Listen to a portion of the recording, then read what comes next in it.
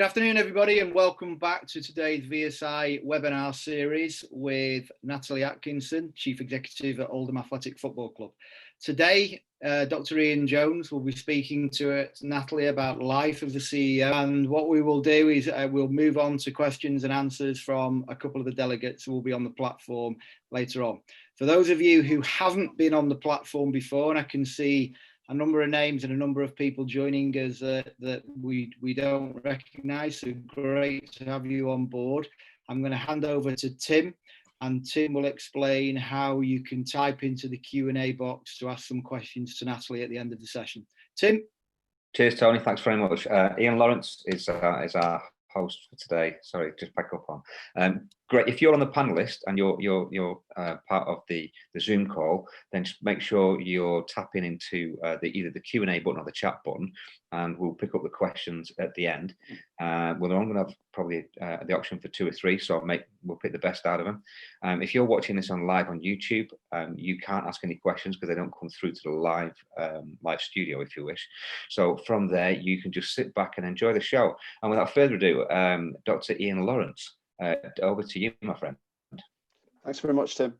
Hi, everyone. It's great to have Natalie with us today. Natalie has worked in sport for over 20 years, and during that time, she's gained a reputation for her impressive work ethic and her ability to develop and lead high-performing teams. Natalie's career has included work as a national governing body manager, to football development manager, to life as a CEO at both Curzon Ashton and then at Southport. And now she's MD at Oldham Athletic, where Natalie's been in post for just over a year. So, Natalie, you're appointed as MD at Oldham in June 2019. How were you recruited to the role? What was the process that you went through? Firstly, good afternoon, everybody. Thank you for having me. And thanks, Ian. You've just shown my age by saying I've been in sport 20 years. Thanks for that. In terms of Oldham Athletic, I'd been at Southport, as you say, and I took a little bit of a break from leaving Southport. I wanted just to take a little career break for a couple of weeks, months. I thought I'll take a good 6 months off, but ended up only taking 2 or 3 weeks off. I had seen something that Oldham had put out. Abdallah, the chairman, the owner, had put a statement out about his vision for the football club over the next few years. And within that, he had talked about a new structure behind the scenes in terms of managing director and the people that work behind the scenes. So I just thought, well, why not? I'll send my CV. And I'd always followed the football club anyway, from obviously being within football. Sent my CV in, and then I'm quite persistent. So I sent it in, left it a couple of days, chased it because I knew the football secretary at the club, chased again. It was then handed to Abdallah, chased again, and then set up a meeting and went and met with Abdallah. And we kind of hit it off, really. I really liked what Abdallah was about and the vision that he'd written for the club, and what he wanted to do behind the scenes, and the role very much taking ownership of your kind of own destiny in terms of developing behind the scenes and off the field, so on and so forth. So it has a big impact on the field. So we had a couple of meetings, then I met with Abdallah's brother, Mohammed, quite a few times. We had lunch, we talked about the role, we talked very much about what I wanted to bring to the football club. And it was very much about what I could bring, my skills, my background, the connections that I have within football, particularly within the local area, within Oldham and the Northwest. And I think they were impressed with that. So it was very quick from when I put my CV to Abdallah to then having those meetings and those lunches with Mohammed to then starting at Oldham. And obviously within the football world, although there's hundreds and hundreds and hundreds of people that work in football, it is still a very small world. So I did know a lot of people that worked at the football club as well. It's interesting to talk about your skills, and obviously you must have impressed everybody at the board and Abdallah and his brother. And that's kind of wrapped up in what a lot of people say is your personal brand, yeah. which some people look at it being a little bit cynical, that's a little bit of a harsh term to use. But when you think about your personal brand, what do you think makes you stand out? One thing that Abdallah said to me was I didn't think he was like this, but in his previous life, if you like, Abdallah, he was an agent, and he had to obviously do his research in terms of players. And I know Abdallah and the board did their research on me before. A couple of the directors knew me anyway, staff knew me, as I say, but he'd done his research. And one of the things that he said to me is, you're really, really enthusiastic and you follow through. And that's one of the things that I've always had within my career, is that I wanted to be consistent of how I work with people, and how I treat people and how I expect to be treated. But I'm really hands-on as well. And some would say that being in a leadership role, is that the right thing to do? But I've always found that it works for me, and it works for the teams that I have worked with in previous football clubs, or when I was at the FA, or when I was at KKP, that I'm very hands-on in terms of getting stuck in. So if there's a project, we develop it together, we see it through together. We take responsibility for our own actions, but I do like to kind of empower my team to kind of get on with those projects, but I will always step in or get involved where I need to. So for me, my personal brand is about that consistent approach and being hands-on. Did you have any reservations about joining Oldham? Because they've been through some tough times in the last couple of decades, haven't they? Were you up for the challenge? Yeah. I've said this more so in this last couple of weeks than I've ever said it. Oldham has so much history, incredible history. And there is a fan base out there. And one of the things that I did say to Abdallah is that I am absolutely determined that we start to get fans back in this ground. By hook or by crook, we need to get the fans back in the ground, because of its history, because of what Oldham is about. It had that family feel. Not so much now, that's gone. And, you know, the results on the pitch determine everything that you do. I did have some internal reservations, but I did my research on Abdallah, Mohammed, the board. I knew the staff that worked there, so I had some calls with the staff and talked to them about, you know, what I'd heard or what went on. But when I met Abdallah, I knew straight away that I wanted to work with him and for him, and his brother Mohammed as well, because of their how they were going to allow me to get on with the job and trust me, and be open with me, and have that trust in me, and allowing me to grow as a leader within the club as well.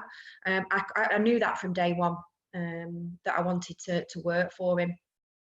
It's obviously a key relationship that somebody in your position has with the owner and the board. Is Abdallah a challenging boss? Very. He is very challenging, because he knows what he wants and he's very focused, and that's a really good thing for me when you're a leader within the football club and the team that we have. They know it comes down from the top, so they know that Abdallah is very focused. They know what he wants to achieve.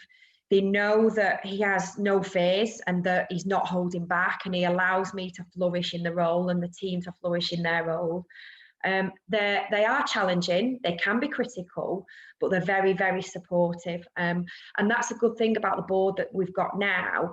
They're supportive in everything that we do, and they will challenge and they will ask you to go that extra mile, but they will rein you in a little bit as well. And if you do something incorrectly, or you don't do something you do something that's wrong, or you make a mistake, if you hold your hands up to Abdallah and the board, he's very forgiving, and he'll check and challenge you again. But he allows you to put your stamp on the role. He doesn't interfere. There was that lots of speculation around Abdallah and Mohammed in terms of their interference with the playing side and off the field. Dino, new head coach, and I will tell you, I don't see that. I've seen no interference at all from the owner. I don't see it as interference. I see it that Abdallah and Mohammed as sporting director are taking ownership, that they're passionate about what you're doing as a head coach, or, you know, head of media, or the ground staff, or myself. It's being part of the club, and I've now seen an owner that's so part of everything that you do. from the media to the things that you serve in the kiosks to what you do on match day. They want to know everything. And the number of ideas that Abdallah has as well, some great, some not. We all have those ideas as well, but he's very much involved in everything, and I really like that about him. I think it'd be surprising, wouldn't it, given that he pays the bills, if he wasn't interested, he wasn't across the entire organisation. Yeah, kind of his neck on the line. But yes, can you just give us a little bit of a background into why Abdallah bought the club? Because the common consensus is it's a great way to lose a fortune is to buy a professional football club. Abdallah and Mohammed are football people and have always wanted to own a football club. So they were introduced by a mutual friend in Dubai where Abdallah lives. And then he was invited to some games at Oldham, and very quickly I think he fell in love.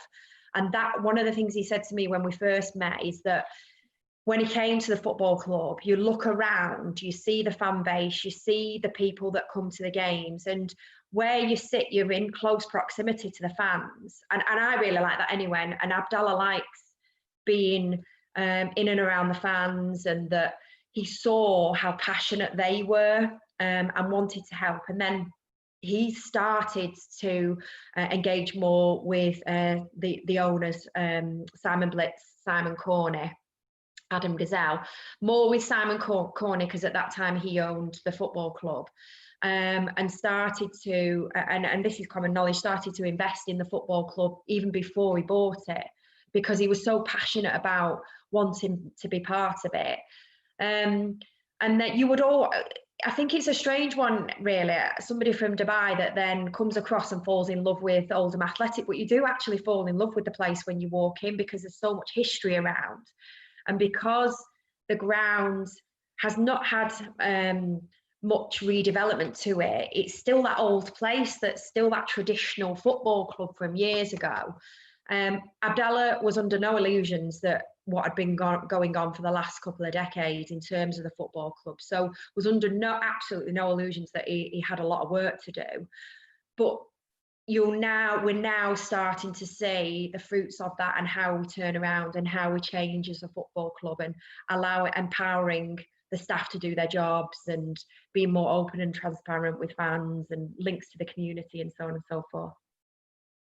Abdallah, certainly from my understanding, appears to be highly respected within professional football circles, and he seems very determined to make Oldham a success.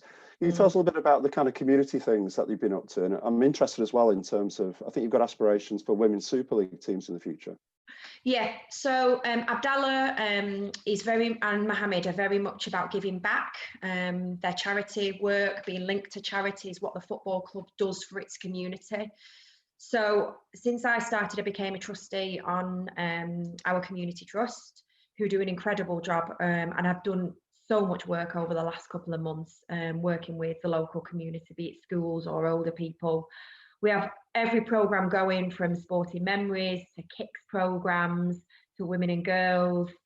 And Abdallah and Mohammed are very much, and as we are as a football club, in terms of that community feel for the club, are very much about how we give back, how we use the brand of Oldham Athletic to engage with people, how we create memories, how we create a great match day, a great experience, for example. One of the things Abdallah did say to me in my first couple of weeks, do we have a women and girls team? I said, yeah, we have 5 or 6 teams. We want to grow them. I'd like the women's team to play on the football pitch. And he said, well, what about Super League? I said, well, absolutely. Let's go for it. Obviously, there's a lot of work to do. We've got an under-16s and an under-18s women's team that will start to grow. They've retained this year. They've also grown teams. So during this team for a club to grow has been fantastic. So the Community Trust work with the women and girls section. They've done a little bit of training during this time that they're now allowed to come back and trained on the pitch, which they've thoroughly enjoyed. And the aim really is to have the women's team playing a couple of games as well on the stadium pitch as well. So that vision for the club to have that one town, one club, one team, one club, about its communities, very, very much came from Abdallah. And obviously he knew my background in terms of the community work that I've done over previous years. Community trust is hugely important to us, as are our charity partners that we nominated this year. We haven't got everything right as a football club in terms of how we engage on match days. So yesterday we announced our new supporter liaison initiative, and I've had a great response already from fans wanting to become a part of our new supporter liaison team. And that is very much about how we engage fans to make their match day better, to make it a day that they go home and go, oh, I had a great day at Oldham Athletic. I had a great pie or a burger. I watched a great team. My kids had a pull out in the programme. My kids were able to go in the family stand. We're looking at a family season ticket and a family match day ticket as well. So those are the things that we've not done previously. So for me to relaunch the supporter liaison initiative and have such a great response within the last 24 hours, it really shows to me that over the last couple of months, even though this situation has been horrendous, that our fans are starting to see the re-engagement and the engagement that we're doing with fans. It's interesting to see how different clubs, given we'll talk about COVID-19 in a little bit, but in terms of the impact and how the clubs responded to the crisis. But obviously, some of the breaking news within the league in the last 24 hours or so was regarding Salford City and their decision to basically remove their academy. Given that Oldham are very passionate about the community and its grassroots and its connection with the town, was that a very important decision for yourselves that you're going to hold on to the academy? Absolutely. Our academy has been one of the most successful over the years. Over the last 12 months, we recruited a new head of academy and a number of staff behind the scenes. Our philosophy is very much a player to come through the academy to make the first team to then sell on. We want players, the younger players on the bench. We want the academy and first team in and around each other as well. Circumstances when we do come back will be a little bit challenging as we kind of separate the two. But it is very much a priority for Oldham Athletic to have an academy that is successful and allow us to have that model of bringing academy players through to then sell on.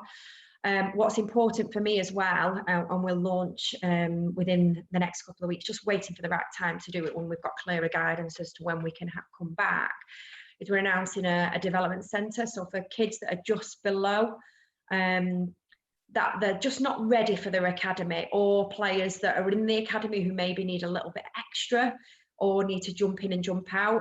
It widens our reach in terms of not just looking at Oldham. Can we go outside of Oldham into Greater Manchester to recruit players? So widens that net as well. For me, it's the next step in terms of solidifying and our stability in terms of our academy, and widening that net in terms of the players that are out there. Over the next few years, as we talked about women and girls, my vision really is that we start to develop a women's development centre as well. Obviously, one step at a time in terms of growing the women and girls section as well. So, and then we become bigger in terms of our reach as well for women and girls. That's interesting. Can you just tell me a little bit about, I'm interested in your title as managing director, because when we've spoken outside of this, but for me, it sounds very much like a chief operating officer type role, and that you're responsible for, excuse me, everything that happens outside of the first team, which then brings into mind, you know, the whole topic of the sporting director, and Mohammed as that sporting director. How does that work at Oldham in terms of that balance, and where does one responsibility finish? Because I guess they overlap to a great extent. Yeah, there is obviously an overlap. In terms of my role, it's to manage everything off the field. But you can't have success off the field without on the field. You can't have success on without off the field. Everything I manage in terms of the team. So we have departmental leads now in each area within the club. So media, business, commercial, community, match days, health and safety, which fits into match days. I also manage our football secretary, but he obviously directly links with sporting director, head coach, and Abdallah as chairman and owner. in terms of ensuring that the players have a training ground, that they have the right kit, that they have the right kit and equipment, that all becomes my responsibility. So in terms of ensuring over the next couple of weeks, for example, I will ensure with our operations team that our training facility is ready. It's compliant in terms of that social distancing and everything that we need. When it comes down to the recruitment, the scouting and the recruitment, that is Abdallah as chairman, Mohammed sporting director, and the head coach in terms of their responsibility as to who they want on the team. When it comes down to the administration side of that, I'll manage that with our football secretary. So that's where I kind of step out. But where I do get involved in, if you like, the playing side, is we have a technical board for our academy. So I sit on that technical board with our finance director, head coach, and head of academy. And that is very much about, we discuss every player, we discuss their movements between academy and first team, for example, we discuss their education, if there are any challenges or issues, anything operationally that needs to happen. So from that side, I do very much get involved. I think I would like that to be my next step, is to be much more involved in that scouting and recruitment, and getting to know the Football League. The transition for me for coming from the National League to the Football League has been a big one, a big challenge. And I was very much involved in the playing side in previous clubs. And for me, I understand the process and procedures you have to go through, but understanding player recruitment at this level is completely different, is very different. So I would like to get involved. I suppose that's my next step, if you like. If there was 5 things that I wanted to achieve in this next 12 to 18 months, is working with sporting director and so on and so forth. You appear to have taken on the larger role of spokesperson for the club at the moment, and I guess given what we're going through at the moment, you're also going to receive lots of praise, but you're also going to receive lots of criticism from people, possibly unjustified criticism. Is it a role as a spokesperson of the club that you enjoy? I guess it must be very challenging, especially given the current circumstances. I've always been one that kind of likes to get on with the job behind the scenes. I'm happy to do things like this and share my experiences. I'm happy to do interviews. I obviously did an interview last week with our local paper to talk about what we've been doing and the challenges we've faced and community work that we've been doing. It comes with the territory, really. I think when you're in this type of role, that you need to understand that everything that's going on within the football club as well. There are huge challenges for Oldham, and for me, one of the best things that we can do and keep doing as a club is being open and honest with our fans. Abdallah has said to me a couple of times now, if we don't win on that pitch on a Saturday, it makes your job 10 times harder and the team's job 10 times harder Monday to Friday, because we're not winning. Who's going to sponsor a team that are losing every week? Or how are you going to get a sponsor in? Or how are we going to sell more season tickets? Or how are we going to engage with more schools and develop programs? Because the town wants a winning team. So it is dictated to by what happens. And I don't mind at all being the spokesperson. I do find sometimes the questions can be quite difficult if there's questions about what's currently happening with the football club in terms of what we know now. Obviously, we're out of administration, that debenture has been paid off, but there are lots of conversations that Abdallah deals with privately with the lawyers in terms of the football club. And I think he almost is very protective of his staff. And let me get on with this, you get on with what you've got to get on with. Keep running the football club for us, keep selling tickets, keep going with the community programs, let me worry about behind the scenes almost. And I kind of like that. I like that because it allows me to protect my team, to get on with the job and the day job in hand, let Abdallah do what he needs to do. I guess one of the challenges that you face in your role as spokesperson is that you have to try and address a lot of the social media misconceptions that are swirling around out there, especially regarding, you know, the inherited financial problems that the club's taken on board. How do you keep your own morale up and your team's morale up when you're getting, you know, criticised left, right, and centre in social media? It's not easy. I faced quite a. As MD of the football club, I expect to be criticised by fans. I'm happy for fans, and I've said this very openly to fans. Contact me, ask me any question you want. If I can't answer it, I'll ask the board. If we want to keep it private because it might have some sort of financial element to it, or there might be some background where we can't answer a question, I'll be open and honest and say that. I have found it difficult in some instances to deal with, particularly things that are said on social media. There's a lot of rumours that fly around.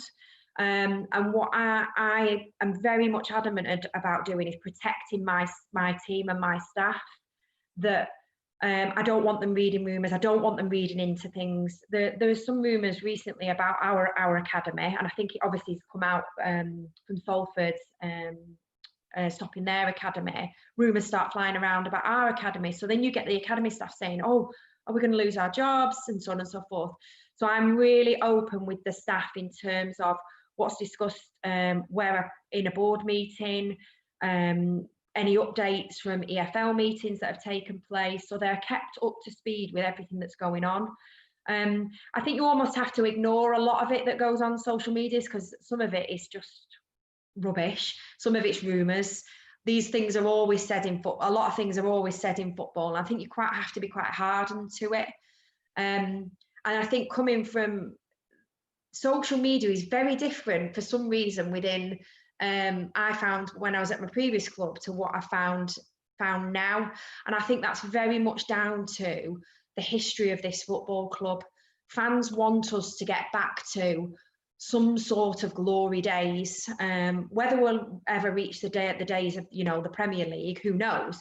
But they want to see success. So there's a lot of fans out there that are so despondent and so fed up with not having success that then that reflects in how they put their messages out. And sometimes it can come across in a way that you find quite hurtful or upsetting, but you just have to understand why they're saying it, because they want to watch a successful team. And we all do. We all want to watch a successful team. But I guess at the same time, you will know the full picture, and the fans and the community don't, because you kind of swim with one hand tied behind your back to an extent, excuse me, because you've got legal confidentiality, you've got financial sensitivity regarding information.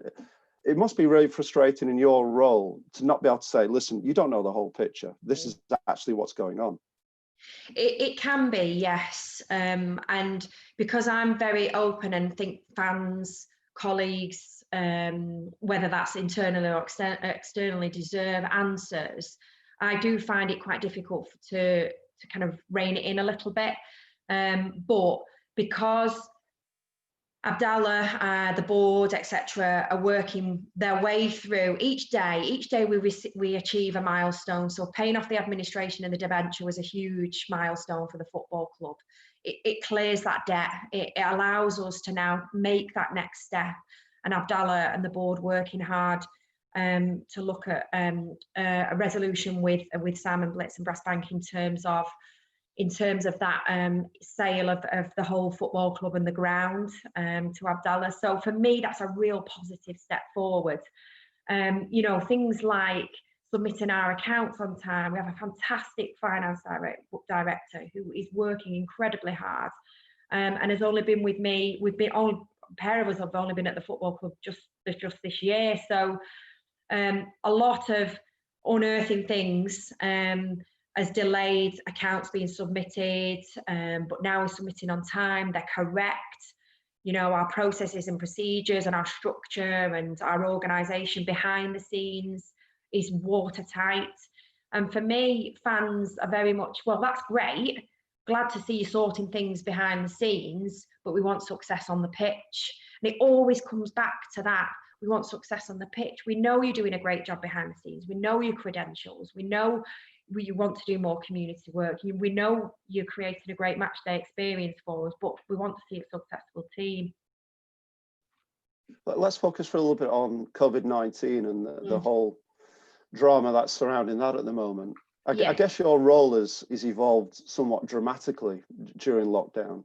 Has it also, though, at the same time created an opportunity to press reset and move forward?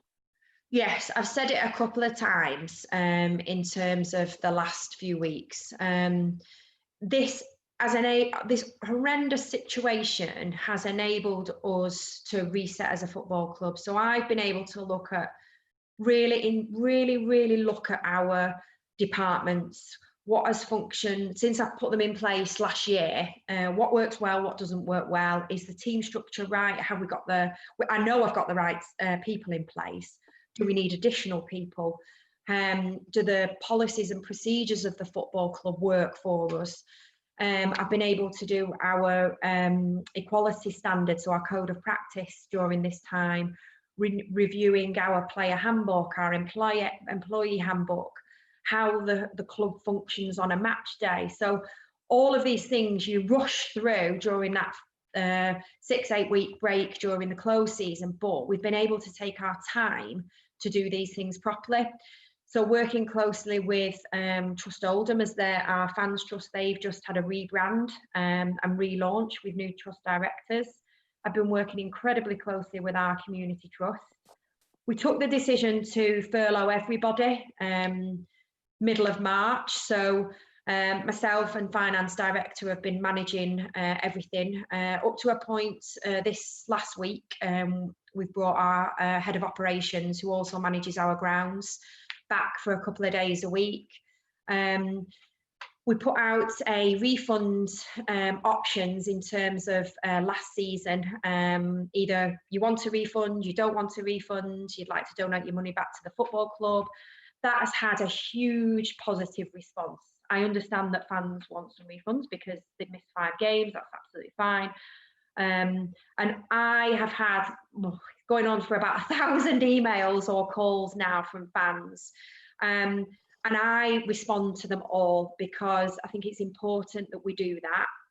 I'm the only one that can do that at the football club at the moment. And the response from fans has just been tremendous through this period.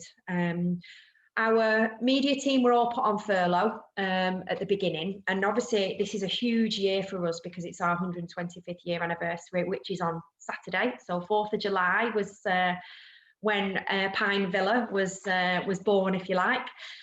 So we've got some exciting things coming out this week, as well as our new kit launch, which is amazing for next season. And that was very important that we did something. So I drafted in some media volunteers that have helped me really on the technical side, and done everything in terms of the Sheepfoot Lane, trip down Sheepfoot Lane memories that we've been doing, the A to Z that we've been doing, the interviews, all the press releases, because I know where my skill set is, and it's definitely not writing press releases. So they've been doing all that for me, and they've done an absolutely fantastic job throughout this time. So for me, absolute reset during this time. It's enabled me to take a step back. It has actually, for me personally, I have learned so much in terms of the EFL, the ways of the working of rules and regulations, ticketing system, how our media systems work. I have learned an incredible amount as well.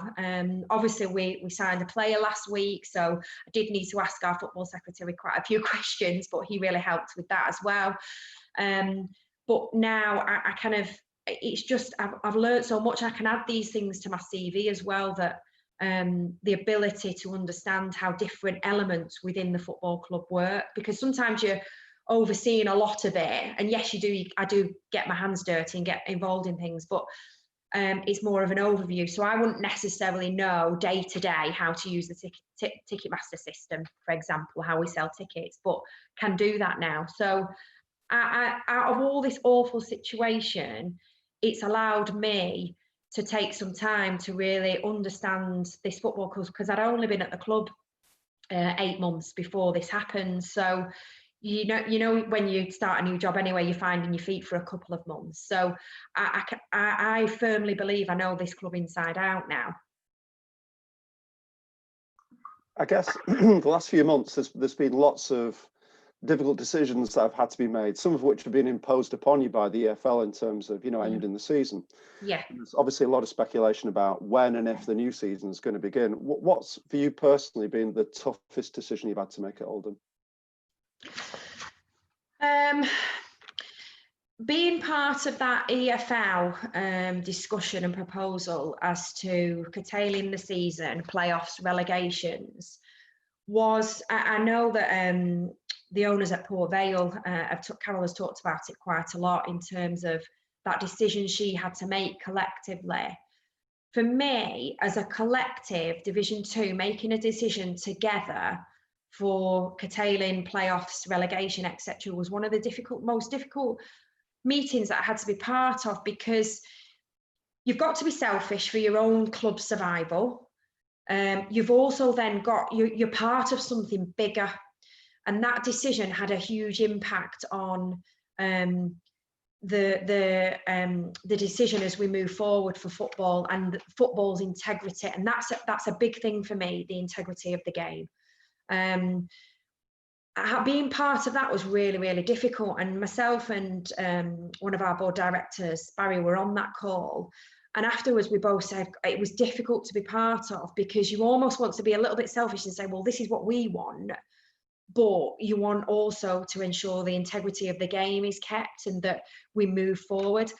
I think that was difficult, but I think there are some more difficult decisions to come in the next few weeks as to when we return, whether that will be a percentage of fans within the ground, whether that be behind closed doors, whether we keep all our staff furloughed until kind of the death, really, until October. And that, for me, is going to be the next difficult decision. And I don't think we're going to come out of this. And I don't think when we return to football, that will be it, or all your hard decisions are made. I think we will see the impact of coronavirus for the next 12 months, particularly in football. Let's have a think about some of those long-term implications. The EFL proposing to bring in a salary cap for League One and League Two.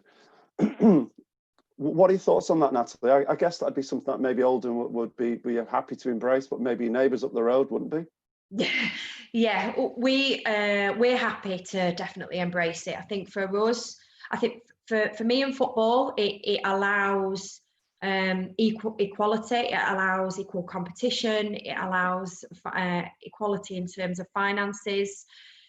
For me, and I've spoken to our finance director about this, what the EFL need to ensure, and obviously this has all come out from the terrible situation with Bury, and it's such a loss for football and a loss for Bury as a community. There has to be stringent checks in terms of football finances behind the scenes. So the EFL has to stringently check our finances, and I think we have to be open to that. In terms of that salary cap, it provides a level playing field for us. We firmly believe that the proposals put forward were the right thing for Oldham, and we supported those proposals in terms of the salary cap for Division 2 being 1.25 million.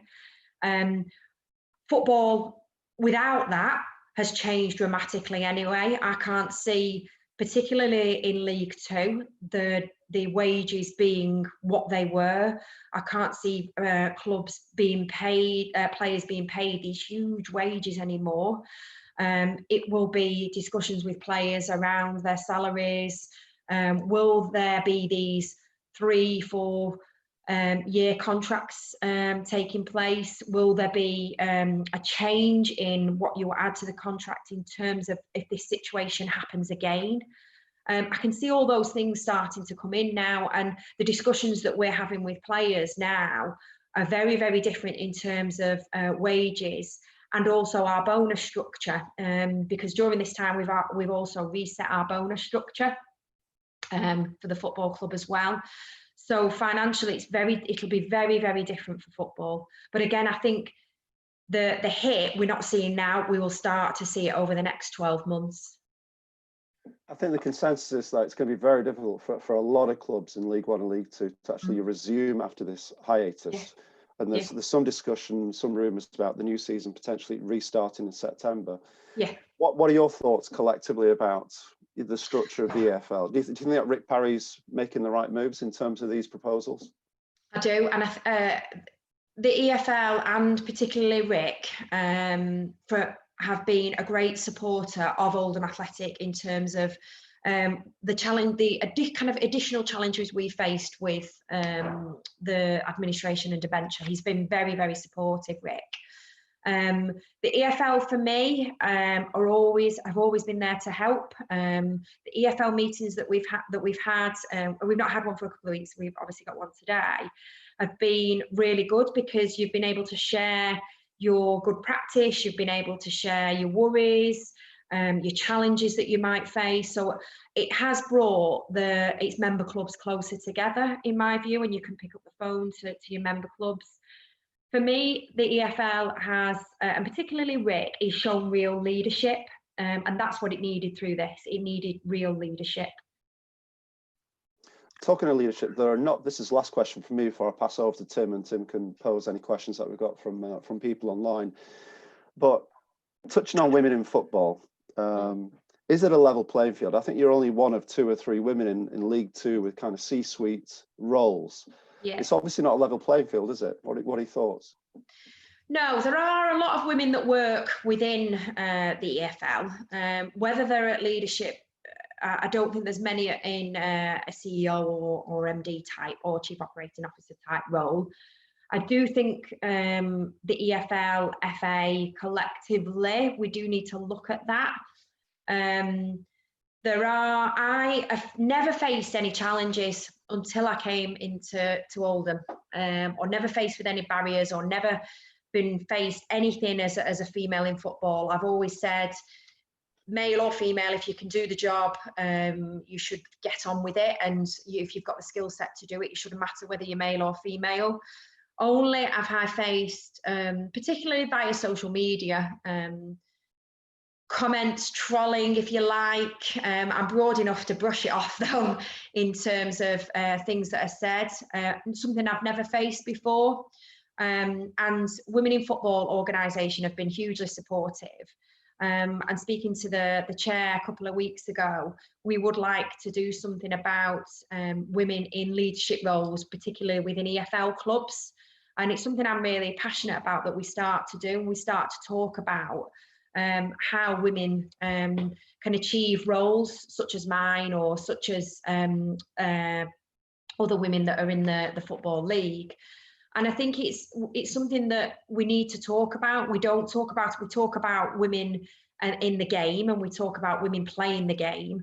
But do we talk about women in actual football leadership roles in clubs in League Two or League One or the Championship? We don't. And it's a conversation that I would like to start with other colleagues within the Football League. And but I do. I've never faced a challenge or a barrier.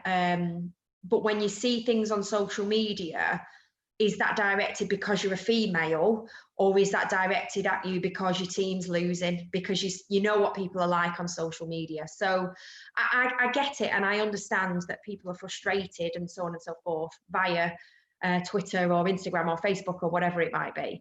But I don't necessarily think that's because I'm female. I think it's because they want a successful team. Thanks, Natalie. I'm going to pass you over to Tim now. He's got some questions. Thank you. Tim. Hi, Nat. Thank you. Being really transparent and open about this. We've got some really good questions come through. I think you've touched on a couple of them, so I'm trying to edit them slightly as we go through, but thanks in advance.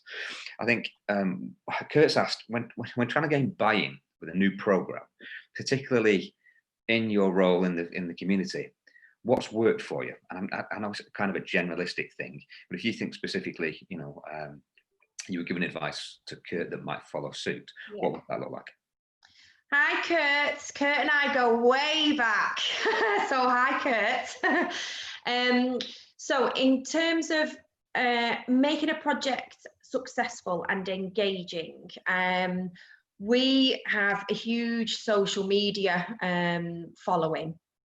And that we kind of play to those strengths. So we play to our strengths in terms of our social media. We play to our strengths in terms of the connections and the networks that we have. So either through our community trust, through the council, through the businesses that we've got a link with. So to kind of sell that project to people, we always ensure that we've got buy-in or links to our community trust or a local business or something like that.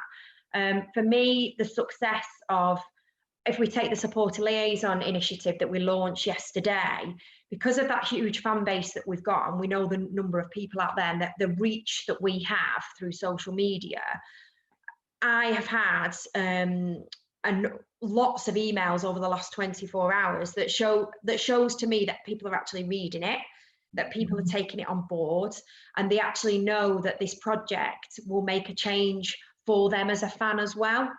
So it's, for me, our social media and media is so important to us, and getting those messages out.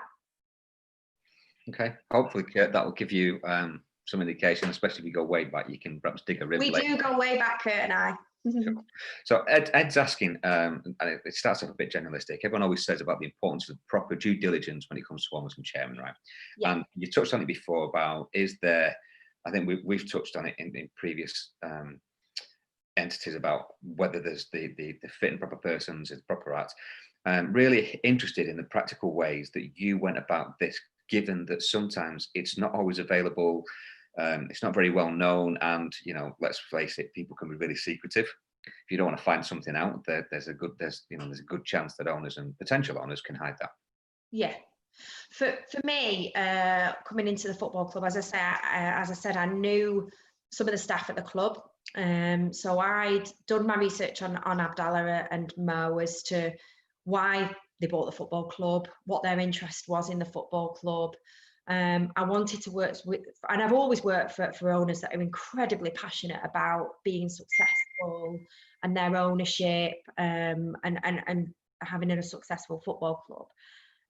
For me, I had spoke to a couple of staff and met with them and talked through their day-to-day, talked how they link with the owner and the board, what the challenges were, what needed to change, because that then gave me an insight to them when I met with Abdallah and Mohammed to talk to them about the things that I'd like to change. So I was very open and honest and said, look, I've met with a couple of the staff, they've told me this, and these are the things I'd like to put in place. So for me, anybody that's going to a football club, or it doesn't necessarily need to be football or a sports club, always do your due diligence on the owner, but talk to some of the staff as well about their roles, responsibilities, their challenges, what works well, what doesn't work well, because that gives you an insight rather than just talking to the owner. Because some owners, not Abdallah because he's very, very hands-on, some owners are quite removed, whereas you can get a better picture from the staff.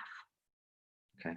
Well, that's a good shout, I think. And if you were going to move house or something, that's the first thing you do, isn't it? Go check out the area, go talk to some of the people. Yeah. Same principle, moving into a new job, making sure you've got everything there, hands on that, etc. That's not spot on. Now, Jane's asking, you touched on this slightly before, so I'm guessing she's put in the research that she's done. Oldham Athletic don't necessarily own Boundary Park per se right now, and understanding there's a caveat here. Feel free to say, look, I'm not at liberty to discuss this at all. So I have the caveat to bow out gracefully. But how do you manage the risk of financial liability, especially now with the absence of gate receipts? Now I know you touched on it before. I'm guessing a lot of that's to do with the support of the owner right now, and financially, particularly in structure. Yeah. So during this current time, as I've said, that we furloughed all our staff.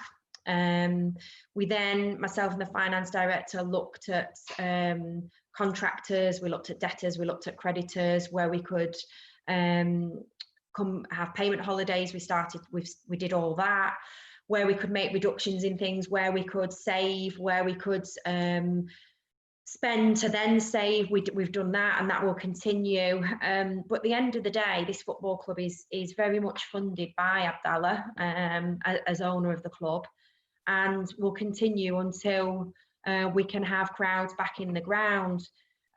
My view on, I would like to start when we can have fans back in the ground, because we have over, you know, £1 million in terms of season tickets, match day tickets, and so on and so forth.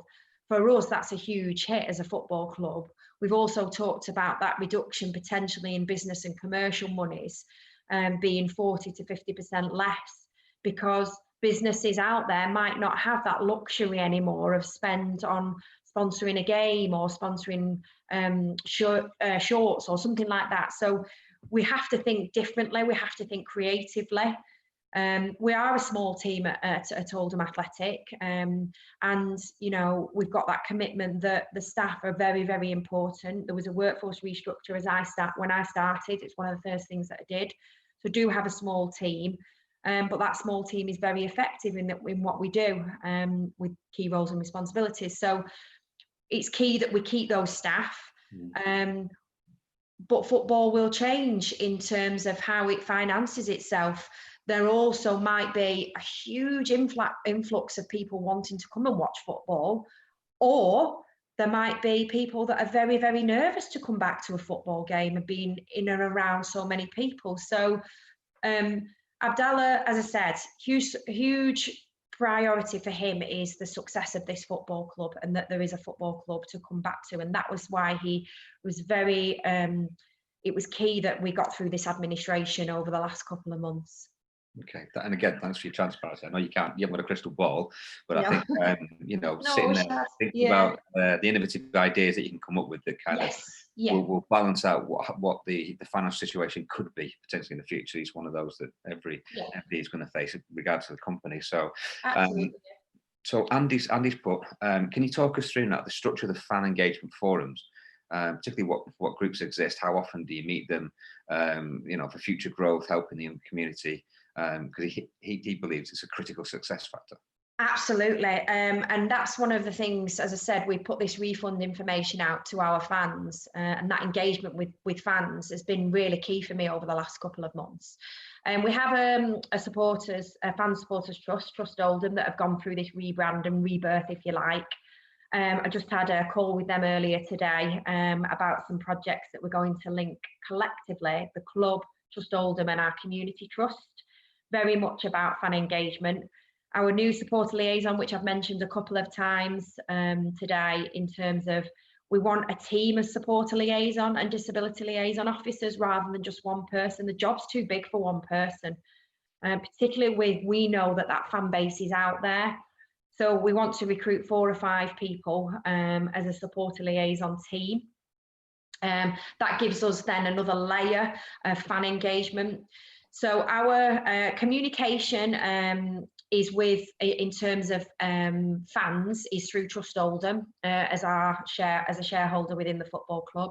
We'll then have this supporter liaison team, which is very much about match day experience and fan engagement. And then something we've just talked about earlier today is how Trust Oldham, our community trust, and the football club work collectively on different projects, whether that be a match day experience project, or whether that be a project within a specific community of Oldham, or whether that's a business project that we can all work collectively on. So the last couple of weeks has been a turning point for me in terms of how we engage better with our fans. And that is very much through these different groups and projects that we'll hold. So one of the things we talked about is our supporter liaison officers. Once they're interviewed and we've met with them when we've recruited, is if they have a key skill or a key area within their work life, or a passion that they have, we'll give them a specific project. Mm-hmm. Now that project might be, we're looking at a new fan zone within the grounds. They will work with Trust Oldham on that. Then there might be another supporter liaison officer that has a particular area of work or passion for community work. They'll then be kind of given to the community trust to work with them. So our recruitment over the next couple of weeks has to be key, because these people are going to be at the front face with our fans, and that's what fans have been asking for. They want a better match day experience. We want fans to come to the ground at 12 o'clock and enjoy some music and some entertainment and then watch the game. We want families to come together and go home and say, oh, I had a great day out. We don't want it, oh, I had a great 90 minutes. I want it to be a full day for people. Making it more of an event would be great. I like the ideas. So I'm going to touch on Paul. Yeah. Yeah, well, that would be great. Unfortunately, in Manchester, we don't always get that. No, we don't. But Paul's asked about 3 questions in one. I'm going to pick up on part of it because I think it fits quite nicely in what you just said. And the thread is that the original model of taking gate receipts for match days, which generates the percentage, majority of the percentage of the financial structure. With what you've just said, almost creating a sort of think tank with local ambassadors, what sort of innovative ideas could you kind of bring out and include in the people that are going to matter? Because experience before, when you ask the people that are at the front that are going to experience the game what they really want, how they want football to be in the future, and come up with some really good ideas. So our SLOs, local ambassadors, one of the things we've talked about as well, how we engage with people, particularly over this period, this last few months, local heroes. So every match day, we want to celebrate either one person or a group or an organisation that has been a local hero over the last few months. That for us is important.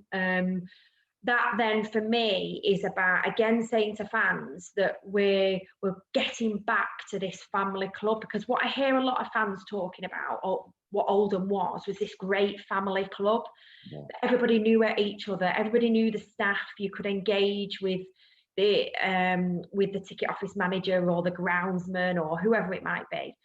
That's what I want to get back to. So our big push over the next few months, while we get all these ideas in place, and start to put them in place then for the new season, is what does it mean to a family? How can we get a family back at the ground?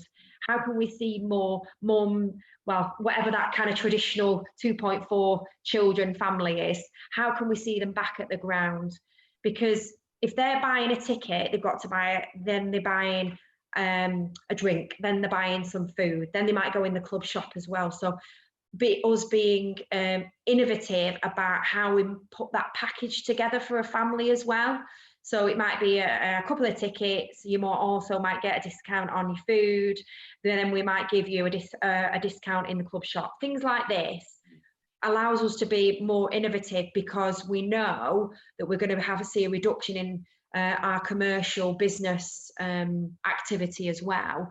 But then that family season ticket or whatever it might be has to be affordable as well, because families have been through this as well. People might have lost their jobs, they might have lost loved ones. So it's how we can support through this our families in Oldham as well. Is there any sort of ambition to reach out to the wider audience away from just thinking of where the Middle East and places like that, they've now got a thirst for quality football, not necessarily watching Bundesliga or Serie A, etc., Premier League, the lower leagues. That I believe there's an understanding and a real thirst for it. It kind of builds into Ollie's final question I'm going to ask. So Ollie says, how do you go about improving the club's reputation when it's been damaged in the past, gaining the trust of potential signings and employees? I mean, it's a great question, Ollie. I've got to say that's a real hospital pass, but Nat, it's up to you if you want to answer that. By doing everything that we're doing at the moment, for me, and I've said this to the team and the media team particularly, we just have to keep pushing these good news stories, these projects that we're doing.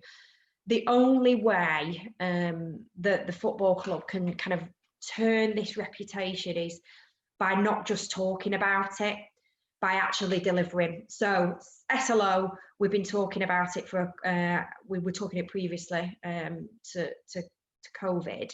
Now we've put it in place. Today, we've had a discussion about the projects that we want them to do. We then employ them. We then get them delivering those projects. Fans don't want to hear talk anymore. They want to hear action.